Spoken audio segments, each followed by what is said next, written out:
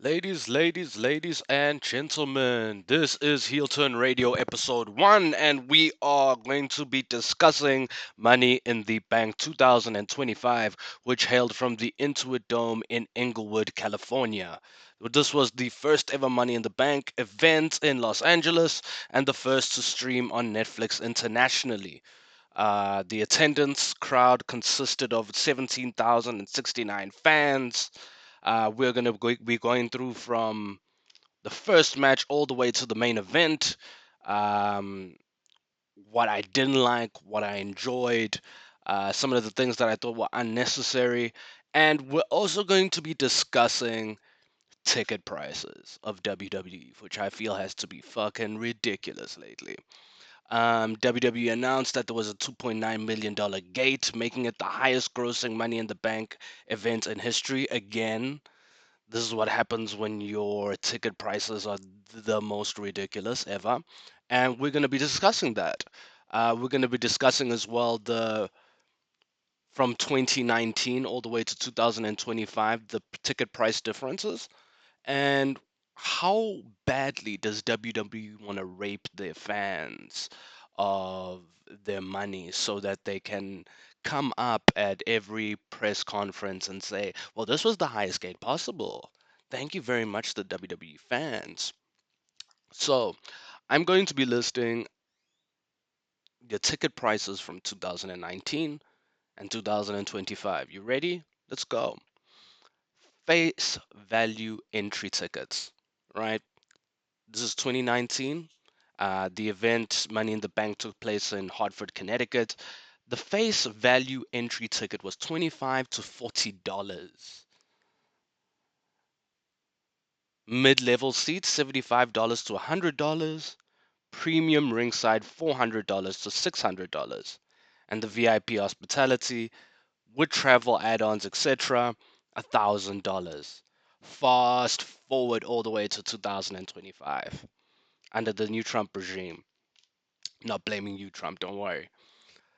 Face value entry tickets $249 to 283. That's a 520 to 612 percentage jump. Mid-level seats. Remember, they were 75 to $100. Now, $314 to $405. Premium ringside, remember, $400 to $600 is now $1,042, all the way to $2,440. The VIP hospitality, remember, was $1,000, and now it is a ridiculous 5,500 to $10,800. That's almost 1,000% jump. So, once again, thank you, WWE, for killing yourselves out of the market for cheap fans, middle class citizens, and they're pretty much trying to go after whales at this point. We're going to go through the pay per view now. Money in the Bank 2025. Um, I don't know how to feel about it. There were 2 weeks build for the pay per view, which I feel like was I mean, really, a pay per view that you're gonna have John Cena on, Cody Rhodes on, in the main event in a tag team match when their last match was at WrestleMania, and you're giving them only 2 weeks build. I feel like that was a bit weird. But anyway, great cold open. WWE's production is always on another level. I think it's even stepped their game up even more now with the drone shots and the way in which they're able to incorporate that throughout the show. And we're going to go through this. Um, First things first, before we start with the matches. The show was 3 hours and 17 minutes. There were 4 matches. What the fuck? 3 hours and 17 minutes and only 4 matches. That is absolutely ridiculous. And we're going to go through some of that now. The first match was the women's Money in the Bank ladder match. I'm gonna say this now, and this may come across as me being sexist. I hope it doesn't, but I don't like the women's Money in the Bank ladder match, and not for the reason that people think I do. The reason why I don't like it is because of the fact that these women are not only smaller than the men, significantly, besides maybe a Rhea Ripley, but they're significantly smaller than the men, and they're trying to take the same bumps that a general man would take. And I don't know. I don't feel comfortable watching these women risk their their health. And let's be honest, this is aesthetic business where there's more on the woman to look more presentable than there's a guy in the business, and you don't want something bad to happen to these women um, for a match that. And let's be honest, I mean, apart from the winner, and we're going to discuss that in a minute, um, we're not going to really remember who was in this match. The only person you're going to remember is the winner. Um, so yeah, that's kind of like how I feel about Money in the Bank, especially the women's Money in the Bank ladder matches. Money in the Bank matches as a whole, I feel we can take a step back from. We've had enough of it temporarily. We don't need any more. Let's call a spade a spade. Yeah, I think we've had enough of Money in the Bank or any of these gimmick pay-per-views, to be honest with you. Anyway, um, first is the women's Money in the Bank, women's Money in the Bank ladder match. Why the fuck does Alexa bring the weird doll? Like, you can be creepy in any other way, and she got a huge pop in the beginning of the night when people saw her before the cold open. I don't understand the need for the weird fucking doll, but anyway, WWE has a weird, very annoying theme song problem. I was listening to some of these girls come out, and it was like there's no songs that get you up like a Jacob Fatu, a Cody Rhodes. I'm not even gonna get into them changing Roman's theme song, which freaking pissed me off. But anyway, one of my notes here was Roxanne Perez is great, but so damn small. I think she's smaller than Alexa. Um, Stephanie Vacquier has a great entrance, and one of the things, like I said here, all these beautiful women in such a dangerous match. You never want something bad to happen to these girls. And you look at a guy like Joey Mercury, who could have lost an eye in the ladder match against. And that's the thing. No one's really gonna remember the match and who the match was involved with. All that they remember is that he almost lost an eye and got severely damaged. And to be honest with you, I never really saw Joey Mercury that prominent on television after that. Um, so one of the also motherfucker Pat McAfee is unbearable. Um, he's unbearable on the mic. It he adds nothing. I understand having the jock guy for commentary, like a Joe Rogan for the UFC, who's able to tell you, hey, this is what so and so's looking towards with regards to the next transition in the grappling exchange, etc. But a guy like Pat McAfee adds absolutely nothing. You could have just as easily done the show with Wade Barrett and Michael Cole. And also, Michael Cole's getting a little too excited for my liking at times when it comes to these things. I think he needs to calm the fuck down. Remember that you're a commentator. You're supposed to act professional. So, but anyways, why was Rhea Ripley in the match if she wasn't gonna win? And again, I can't stand Pat McAfee on the mic. And throughout the match, Michael Cole is referring to, and if one of these ladies is able to pick up the briefcase, they will receive a title opportunity. Vince is no more there, bro. You can call it a title shot.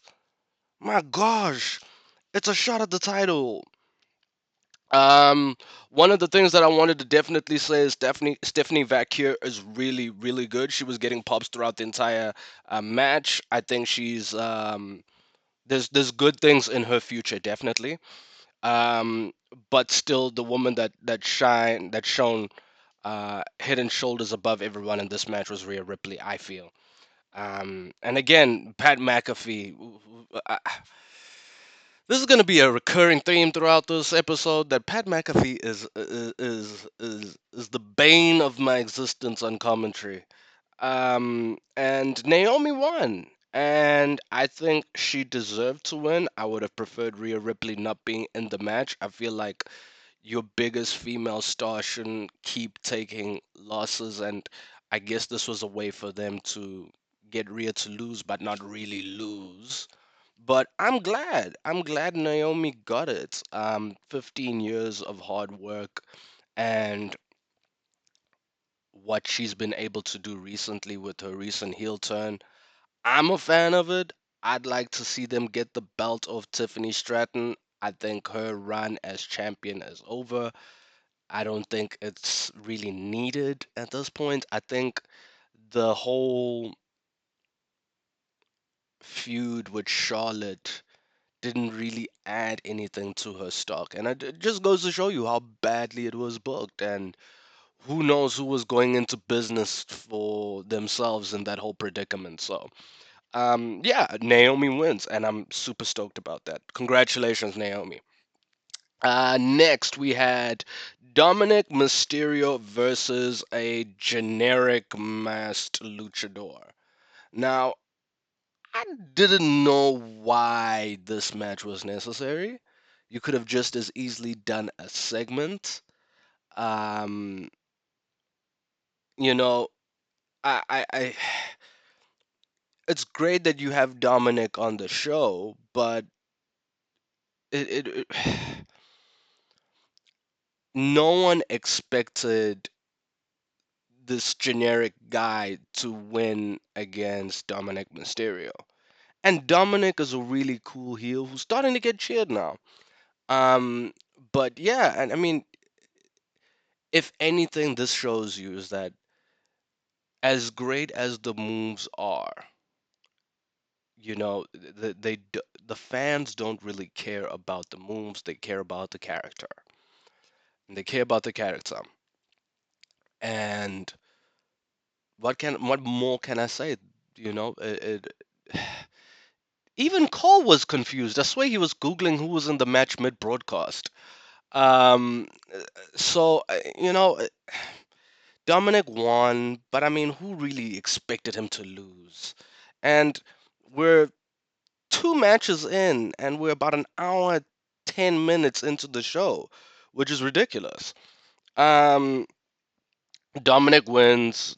Him and Liv are a great couple on show, and really a highlight of Monday Night Raw for me, and also pay per views.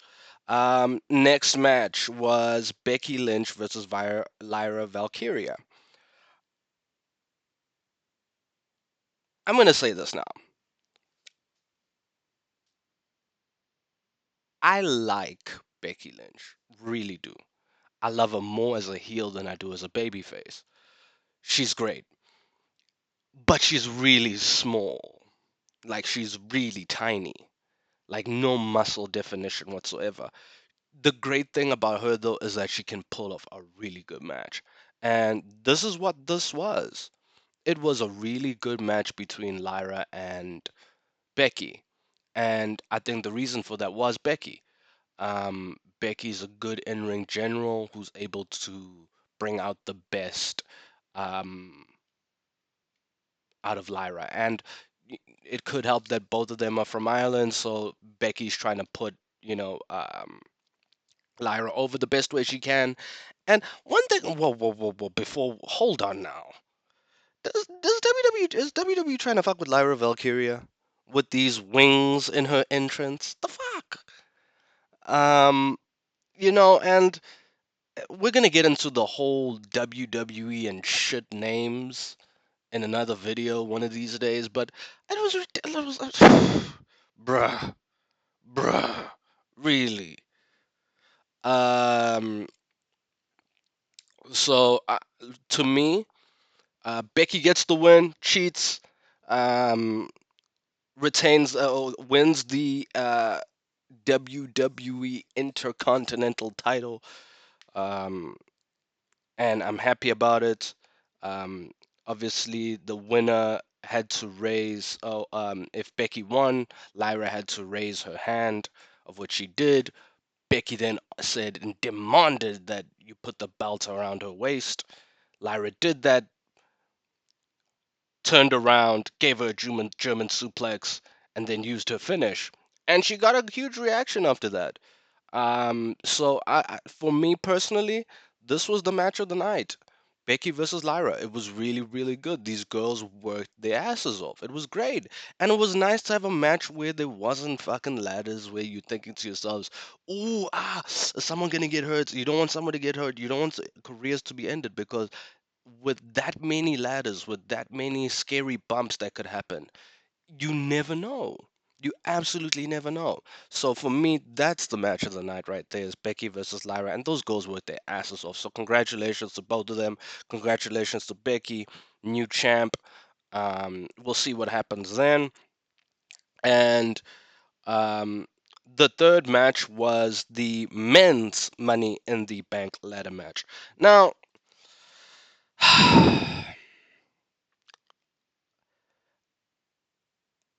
when you this could get some heat, right? But if you have the women's Money in the Bank ladder match, it kind of takes the steam out of the men's Money in the Bank ladder match. Because now the men have to think of different bumps, more scarier bumps, which means more risk. It's, like, it's kind of the reason why I don't like it when they do the Survivor Series War Games, where it's like last year, the men's War Games, the Bloodline 2.0 versus the OG Bloodline. That was a really good one. But the women's money in the women's war games was really unnecessary.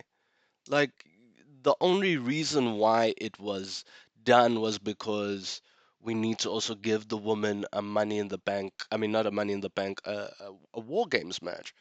And I don't think that was necessary. You could have achieved everything you wanted to achieve by just doing a normal Survivor Series elimination match, 5-on-5.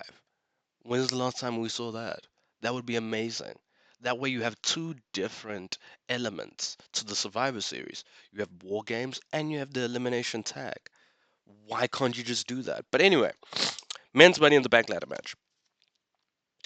One of my notes says Penta has the coolest entrance in wrestling. He really does. He really, really does. And so there are people out there that shit on AEW for underutilizing Penta. You can say that definitely. They definitely did. From a merchandising standpoint to a promotion standpoint, definitely. And the way WWE is able to elevate him, to me, Penta was the star of the match.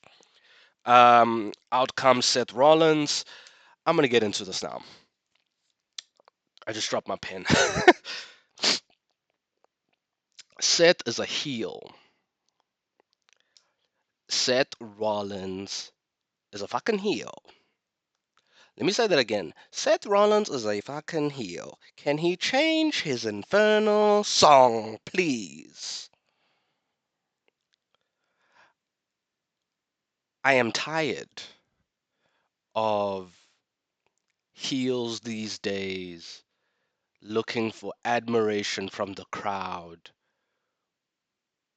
when that's the babyface's job. You're a heel, bro. Act like one. Um, One thing I also wrote down: Seth and Paul don't seem like a good fit. Um, no, it's not working. It really isn't. And you can see Paul Heyman's being stretched thin here because he's not only having to put Seth Rollins over, he's also having to put Braun Breaker over, Bronson Reed. It's a lot. It's a lot for Paul. And do I think he could get the job done? Sure, he definitely could. But I don't get the vibe of a Roman and Paul from this new combination of Seth and Paul. Um, Seth could have just as easily been by himself after WrestleMania, I feel, and Paul could have easily just picked up a Braun Breaker and aligned himself with him. But yeah, Seth and Paul, I don't know. I don't know. It's weird. And Seth, change your fucking song, bro. God damn. Roman changes the song, but you don't change your damn song. Come on, bro. Um, Chad Gable.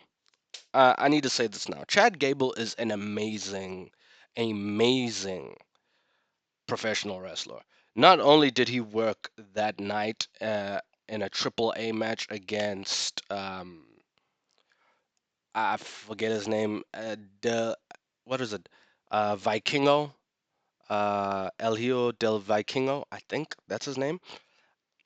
That was a really good match. They uploaded it on YouTube, so take a look for yourself. That's on the WWE channel on YouTube. That was a really good match. Comes out and works the Money in the Bank ladder match as well on the same day. And you need to watch that match on YouTube, the Triple A match. My goodness, it is a miracle that he was able to even make it to the ring, and that's not an exaggeration. You should see some of the bumps. Um, Solo comes out to me funny as hell. Solo's funny as hell these days. He really is. It's a shame that he's had to take a few L's. But that's just because of how good Jacob Fatu is, and Jacob Fatu is more developed than Solo. Solo's gonna take more time. Um, One of the things that was really funny throughout the night was that's Chad Gable, no, it's not chants from the crowd, which was really hilarious. That that character in the mask is getting over. He's getting over. Um, LA Knight, they are just never going to give my man LA Knight, yeah, a win. A prominent win. Guy loses the United States title at WrestleMania to Jacob Fatu. Guy loses to JC Mateo. And let's be honest, I like Jeff Cobb, but I mean, you know, you know, yeah, he's not giving. He's not giving at the moment. Um, and this was another match that LA Knight didn't win. And it's sad. It's sad that this was a guy that was got his hand raised by John Cena, faced Roman Reigns at a pay-per-view in the main event, and now has just been reduced to a guy who's charismatic, but eventually the fans are gonna lose faith in because he never wins, and he doesn't win any big-time matches anymore. Um, which I found to be quite sad.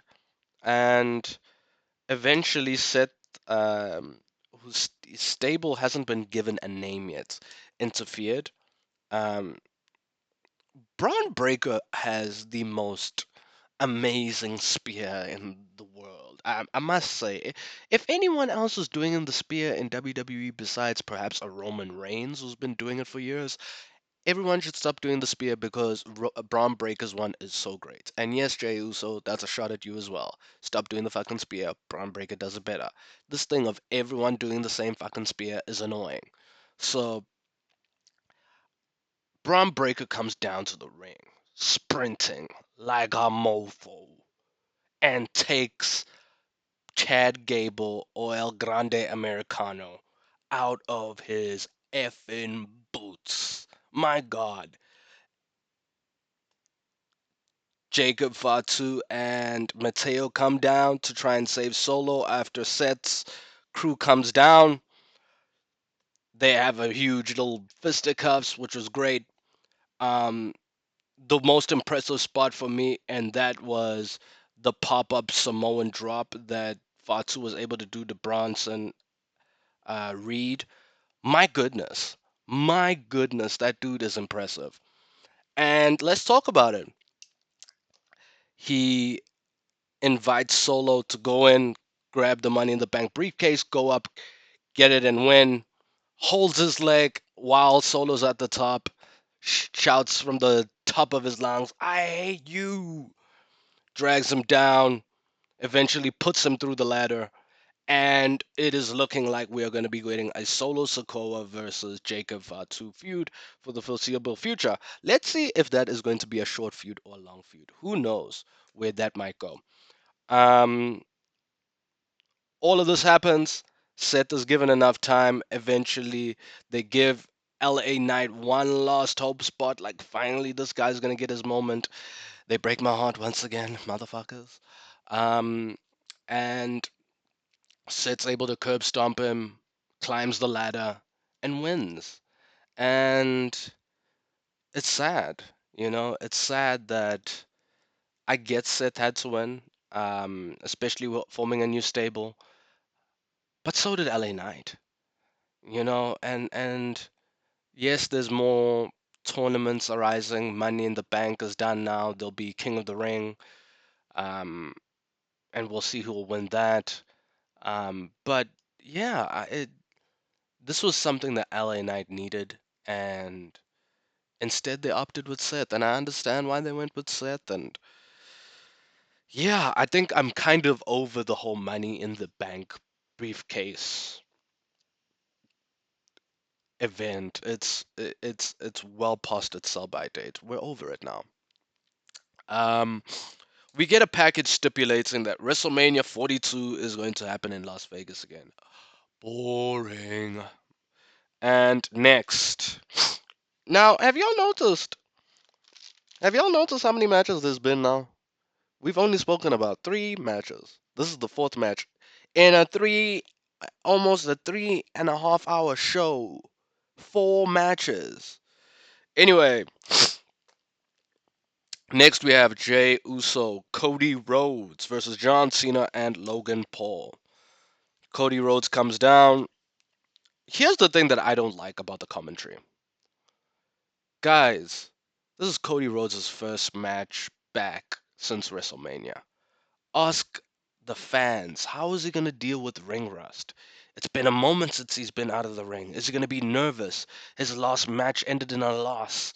How will he be able to bounce back here tonight? Things like that add, bro. Add to the story.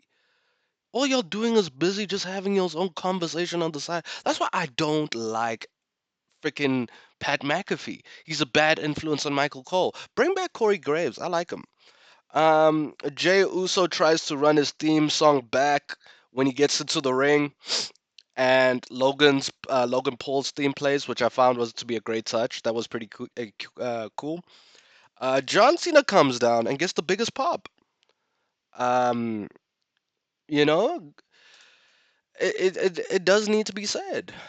How are you gonna turn this guy heel when he's on his retirement tour, and this is the last time he's going to be in that city? It's very hard to do. It's hard to do that when the fans know very well that this is going to be the last time they're going to see you, and you're going to want that guy to be heel. That's why I feel like this heel turn of Cena's, it would have been great 5 years ago, not in his final year. Anyway, um one of the nice spots that I found in the match, Logan Paul got suplexed while holding a drone, was slick. um the one thing I've written down here is that everyone kicks out of John Cena's fucking AA, and it does need to be spoken about. I have not seen anyone not kick out of that AA. Everyone kicks out of Cena's finish. Why? Why? Why? Don't you just love it when you knew Rey Mysterio hit the 619, the splash, and then you know that's 1, 2, 3. Stone Cold hit the Stone Cold Stunner. That's a wrap. 1, 2, 3. Triple H hit the pedigree. That's a wrap. 1, 2, 3. John Cena hits the AA. No. John Cena hits the AA again. Nope. Top rope AA, nope. AA through the table, nope. It's annoying. And it's the same thing with Cody Rhodes and his crossroads. It's so weird when you see him have to hit three on one, and then on one guy he only hits one, and you're just like, so it took three crossroads to beat one guy and one crossroads to beat this guy. Why doesn't it just be fucking one crossroads? It's annoying. Everyone kicks out of each other's finishes. It's so annoying. Um, Logan Paul hit an amazing moonsault. Was great. Um, he's an exceptional talent, both on the mic and in ring. I wish he was given more time with guys that actually do work really well. Obviously, he got AJ Styles. I'd like to see him work with a guy like Punk. I'd like to see him work more again with a guy like Gunther. That would be amazing. But yeah, and the biggest moment of them all, our truth. WWE actually listened. Our truth seemingly has been rehired back by the company. And Triple H went in his, you know, whole moment on his press conference stipulating that, no, it was all part of the show, blah, blah, blah. No, bro, stop the mother effing cap. Stop the mother effing cap right there. He was released, or going to be released, and the fans, as well as guys in the locker room, were pissed off. And kudos to them, they listened. Our truth comes down, interferes in the match, hits Cena with the title. Cody Rhodes hits the crossroads on Cena, gets the 1, 2, 3, and there's your winners of the main event, Cody Rhodes and Jey Uso. Overall, the show was it was okay. I'd give it a C plus. Um, but overall, the best thing about the show really was the fact that WWE actually listened to their audiences and brought back our truth. And that's a step in the good direction right there, because it's not going to be the case for every superstar, but there are exceptions that need to be made, and our truth is the exception. Um, I'm glad he's going to be back. It's going to be interesting to see what role he has with Cena going forward. Cody Rhodes clearly is going to be in Cena's part again, so we might get Cena versus Cody part two. I don't think Cody needs to win the title. I really don't see that. I don't think that's going to happen. I think he's going to get booed out of the arena if he beats Cena, just like at Mania. I think it's better to take the title of Cena through a guy like a Randy or Punk or maybe even a Seth. But Cody's run was great, but it needed to come to an end. And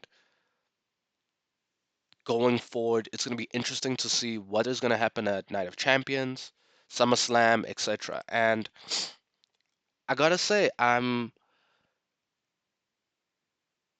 it's pretty clear to me that some wrestlers are lost at the moment. Rhea Ripley's not in any interesting feuds.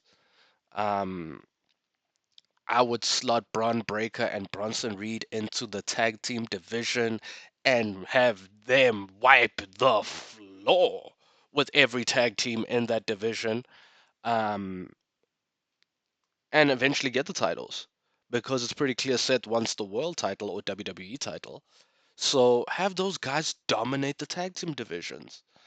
Um, so yeah, it's to me it's pretty clear that some of the guys are lost at the moment. But hey, we'll see how things are going forward until we watch another 3 hours of Raw, another 3 hours of SmackDown. My God, these shows are long. And yeah, 3 hours, 17 minutes, uh, four matches. So let me know in the comments, who do you think took the biggest L? Is LA Knight buried? What do you think the main event of SummerSlam should be? What should the main event of Night of Champions be? And yeah, anyways, take care, guys.